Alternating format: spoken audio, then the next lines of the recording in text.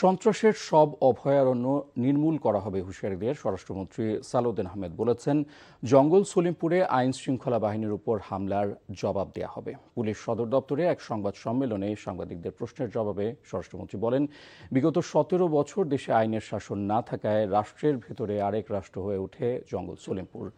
জঙ্গল সলিমপুর এবং রাজধানীর মিরপুরে আইন শৃঙ্খলা বাহিনীর উপর হামলা ও ধাওয়া প্রসঙ্গে সালাউদ্দিন আহমেদ বলেন,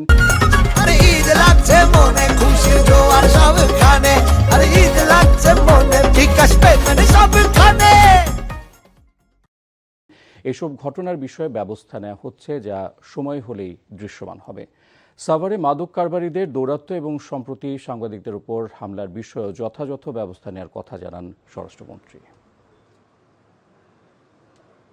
তারা যে উদ্যত আচরণ করেছে, যে দুঃসাহস দেখিয়েছে, সেটা আমরা খুব কঠোরভাবে নিয়ন্ত্রণ করব। আগামী দিনে আমি এখনই পরিকল্পনা ফাঁস করতে চাই না। সন্ত্রাসীদের অভয়ারণ্য যেখানে থাকুক সেগুলো নির্মূল করা হবে। সীমান্তে দুই একটা জায়গায় হয়তো